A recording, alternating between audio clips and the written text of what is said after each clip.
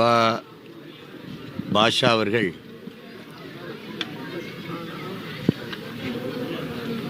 உயிரிழந்து விட்டார்கள் என்கிற துயரச் செய்தி அறிந்து நான் மிகுந்த மனவேதனை அடைந்தேன். ஈழப்படுகொலை தொடர்ச்சியாக நடந்து கொண்டிருந்த காலகட்டத்தில்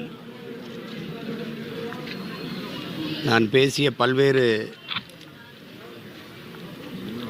பேச்சுக்களுக்கு என் மீது வழக்குகள் புனையப்பட்டு தொடர்ச்சியாக சிறைப்படுத்தப்பட்டேன். அப்போ அந்தப்போ நானும் அண்ணன் குளத்தூர் மணி, ஐயா மணியரசன் மூவரும் இதே கோவை சிறையில் ஒரு 50 நாட்கள் சிறைப்படுத்தப்பட்டோம். அந்தப்போ தான் எனக்கு அப்பா பாஷா அவர்கள், அவரோடு இருந்த உறவுகள் எல்லோரும் எனக்கு நன்கு அறிமுகமானார்கள். நிறைய காலங்கள் நாங்கள் மனமிட்டு பேசிக்கொள்ளக்கூடிய அரிய வாய்ப்பை நான் பெற்றேன். அதுக்கு பிறகு அவ்வப்போது சிறை விடுப்பில் அவங்க வெளியில் வரும்போதெல்லாம் அலைத்தொடர்பில் என்னோட இணைவாங்க. இப்போ சமீப காலமாக அந்த மாதிரி சிறை விடுப்பில் வரும்போது என்னிடத்துல வயசாயிடுச்சு அப்பாவுக்கு, நீ எப்படியாவது போராடி எனக்கு விடுதலை வாங்கி கொடு, இனிமேல் கடைசி காலத்தில் நான் பேரம்பேத்திகளோடு இருந்துட்டு இப்படி என் வாழ்க்கையை முடிச்சுக்கிறேன்னு சொல்லி நான் தழுதலுக்க பேசுவாங்க. அது இன்னும் என் காதுகளில் கேட்டுக்கிட்டு இருக்கு. அப்போ நான் அதுக்கு என்னால் முடிஞ்ச வரைக்கும் நான் போராடுறேன், நீங்கள் நம்பிக்கையோடு இருங்கப்பா என்று நான் அப்போல்லாம் உறுதி கொடுத்தேன், வாக்குறுதி கொடுத்தேன். இப்போ தொடர்ச்சியாக நான் போராடி வந்தேன். அதை எனக்கு நல்ல நினைவு இருக்குது. நான் இங்கே கோவையில் சிறைக்கைதிகள் விடுதலைக்கு, இஸ்லாமிய சிறைக்கைதிகள் விடுதலைக்கு போராடும்போது ஒரு தங்கை என் கையை பிடிச்சி அழுதது எனக்கு இருக்குது. ஒரு குழந்தையை கூட்டிகிட்டு இவ பிறந்தப்போ அவர் சிறைக்கு போனார். அவளுக்கு திருமண வயசாகிடுச்சு அண்ணா, இப்போ அப்பா இல்லாமல் எப்படி திருமணம் பண்ணி கொடுக்குறது, அவளை திருமணத்துக்குள்ளேயாவது வெளியில் எடுத்துக்கிட்டு வா அப்படின்னு சொல்லி என் கையை பிடிச்சி அழுதது எனக்கு நினைவுக்கு வருது. இப்போ இந்த கூட்டத்தில் இருப்பா, அவ்வளோ இருப்பா, வாய்ப்பு இருக்குது. இது ஒரு பெரிய துயரம்.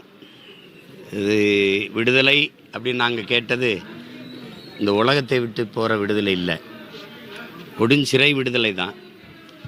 ஒவ்வொரு முறையும் வாக்குறுதியை கொடுக்குற ஆட்சியாளர்கள் அதிகாரத்துக்கு வந்த பிறகு அதை பற்றி கண்டுக்கிறது இல்லை. இன்னும் பல சிறை கொட்டடியில் இன்னும் பல பேர் சொல்லும்போது அப்பாவி இஸ்லாமிய சிறை கைதிகள்ங்கிறாங்க. ஆனால் அதிகாரத்துக்கு வந்த பிறகு அதை கண்டுகொள்வதே இல்லை. மிக கொடுமையானது, 3 சிறைவாசிகள் எங்களுக்கு உடல் நலிவுற்று போயிடுச்சு, அதனால் எங்களுக்கு முன் விடுதலை வேணும் என்று உச்சநீதிமன்றத்தில் வழக்கு தொடுத்த போது நீதிமன்றம் விடுதலை செய்யுங்கன்னு சொல்லிடுது. ஆனால் தமிழ்நாடு அரசு பதில் மணி தாக்கல் செய்து அவர்களை விடுதலை செய்தால் இங்கே இருக்கிற முக்கிய தலைவர்களின் உயிருக்கு ஆபத்து வரும், அதனால் நாங்கள் விடுதலை செய்ய முடியாதுன்னு சொல்லுது. இதெல்லாம் எப்படி சகித்துக்கிறதுன்னு தெரியல. ஆனாலும் எங்களுக்கு போராட்டங்களை தவிர வேறு வழி இல்லை. அப்போ மீதி இருக்கிற சிறைவாசிகளையாவது வெளியில் கொண்டு வரணும், அதுக்காக தொடர்ச்சியாக நாங்கள் போராடுவோம். அதான் எங்கள்கிட்ட இருக்கிற கடைசி கருவி. இதில் அப்பாவுடைய மரணம், அதுபோல் அபுதாயிர் மரணம்லாம் ரொம்ப கொடுமையானது. 2 சிறுநீரகமும் பழுதாயிடுச்சு, அவனால் இயங்கவே முடியல, படுத்த படுக்கையாக இருக்கான். அந்த நிலையாவது அவனை விடுதலை செஞ்சுருக்கலாம். அவனும் அதே துயரத்தில் அப்படி, அவனுக்கு பேச்சும் வரல, அவன் பேசுகிறது யாருக்கும் கேட்காது. நான்லாம் மருத்துவமனையில் போய் காதை கிட்ட கொண்டு வச்சு கேட்குற அளவுக்கு அவன் நலிவுற்று போனான். அப்போ கூட விடுதலை செய்யவங்களுக்கு மனசு வரல. இது அப்படி தான் 7 பேர் விடுதலையும் இருந்தது. தொடர் போராட்டத்தால் இன்றைக்கி அந்த சிறை கதவுகளை திறந்து விடுதலை செய்ய வச்சுருக்கு. அதுக்கு கடைசியாக விடுதலை வர நேரத்தில் என் தம்பி சாந்தன் உயிரை விலையாக கொடுத்து மீதி இருக்கிறவங்களை விடுதலை செஞ்சுட்டான். அது மாதிரி அபுதாயிரனுடைய மரணம், என்னுடைய அப்பா பாஷா அவர்களுடைய மரணம், அந்த உயிர் தியாகமெல்லாம் இதுக்கு பயன்படணும். மீதி இருக்கிற சிறை கைதிகளை விடுதலை செய்கிறதுக்கு பயன்படணும். இதை சட்டத்தின்படி நின்று அணுகுவது சரியாக வராது. இது மானுட பற்றின் அடிப்படையில், ஒரு மாந்தனை அடிப்படையில் கருணை கொண்டு தான் இதை பார்க்கணும், கருணை கண் கொண்டு தான் இதை பார்க்கணும். 25 ஆண்டுகளுக்கு மேலே ஆயிடுச்சு, 1/4 நூற்றாண்டை கழிச்சிட்டாங்க.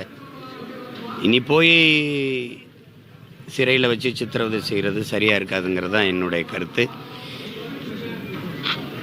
அப்பாவுக்கு என்னுடைய புகழ் வணக்கத்தை செலுத்துகிறேன். அவரை இழந்து வாடுகிற என்னுடைய இஸ்லாமிய சொந்தங்கள், குடும்பத்தார், என் தம்பி, குறிப்பாக என்னுடைய தம்பி சித்திக்கு, அவருடைய பேர பிள்ளைகள் எல்லாருக்கும் என்னுடைய ஆறுதல். அதை தவிர பகிர்ந்து கொள்ள என்கிட்ட வேறு ஒன்றும் செய்தி இல்லை. இருப்பேன். எனக்கு மறுபடியும் அதிகாலையில் காலையில் வேலை, அதனால் 7 மணிக்கு விண்ணுறுதி, அதுக்குள்ளே பங்கேற்றுட்டு போவேன். வாய்ப்பு இருக்குது. ஆளுநர் இதுக்கு நேரம் அது வீண் வேலை. அதாவது 10 ஆண்டுக்கு மேலே தண்டனை பெற்ற, சிறை தண்டனை அனுபவித்த எல்லாரையும் விடுதலை செய்யணுங்கிறதா நம்மளுடைய இது. கேரளாலாம் 7 ஆண்டுகள் விடுதலை பெற்றவர்களாம் சிறை தண்டனை அனுபவிச்செல்லாம் விடுதலை செஞ்சிருது. எல்லா மாநிலங்களும் இது செயல்பாட்டில் இருக்குது. குறிப்பாக ஐயா கருணாநிதி அவர்கள் முதல்வராக இருக்கும்போது 10 ஆண்டுக்கு மேலே சிறை தண்டனை பெற்றவர்களை விடுதலைன்னு தான் கொண்டு வந்தாங்க. அதில் தான் அம்மா லீலாவதி கொலை வழக்கில், கிருஷ்ணன் ஐயா கொலை வழக்கில் இருந்தவங்கெல்லாம் விடுதலை ஆனாங்க, உங்களுக்கு தெரியும்.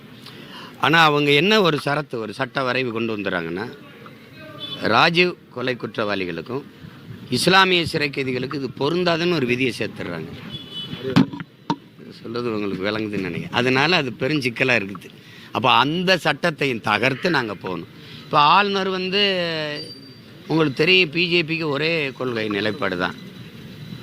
அது இஸ்லாமியர்களுக்கு எதிராக பேசுவது, சிந்திப்பது, அதை தவிர வேறு கொள்கை கிடையாது உங்களுக்கு. அதுக்கு ஒரு கொள்கை கோட்பாடு இருக்குது. பாகிஸ்தான் பக்கத்து நாடு, பசுமாடு, ஜெய் ஸ்ரீராம் கோசம். இந்த பாகிஸ்தான் மட்டும் ஒரு ஆஸ்திரேலியாவுக்கு அங்கிட்டு இருந்தோன்னு வச்சுக்கிறீங்களா, இவங்களுக்கு அரசியல் கிடையாது உங்களுக்கு. இப்போ இதனால் இதை பேசுவாங்க. அது ஆளுநர் எப்படி கையெழுத்திடுவார்? கையெழுத்திட மாட்டார்னு தெரிஞ்சே நான் முன்னகத்துறது எவ்வளோ பெரிய ஏமாற்று. விடுதலை செய்வோம், மறுபடியும் அப்புறம் பேசிக்கிற வேண்டியதானே. 8 கோடி மக்களால் தேர்வு செய்யப்பட்ட அதிகாரத்துக்கு இல்லாதது, மக்களின் பிரதிநிதித்துவத்தை பெற்ற ஒரு ஆட்சி அதிகாரத்துக்கு இல்லாதது ஒரு நியமன உறுப்பினருக்கு இருக்குன்னா, இது ஜனநாயகம் எங்கே இருக்குது? மக்களாட்சி எங்கே இருக்குது? நீங்கள் மக்களின் மனநிலைக்கு ஏற்பதானே நீங்கள் அரசாட்சி செய்யணும். அப்படி இல்லையே. ஒற்றை கையெழுத்து. அவர் யார்? அவர் ஒரு நியமன உறுப்பினர், மக்களால் தேர்வு செய்யப்பட்டவரை.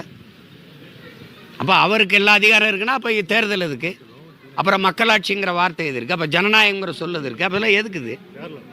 அதனால அது இப்போ எங்ககிட்ட அதிகாரம் இருந்ததுன்னா கையெழுத்ததை அப்புறம் பார்க்கலாம், இப்போ தர அப்படின்னா எவ்வளோ நேரம் ஆயிரும்? என்ன பண்ணுவீங்க? நீங்கள் ஒரு வழக்கு போடுவீங்களா?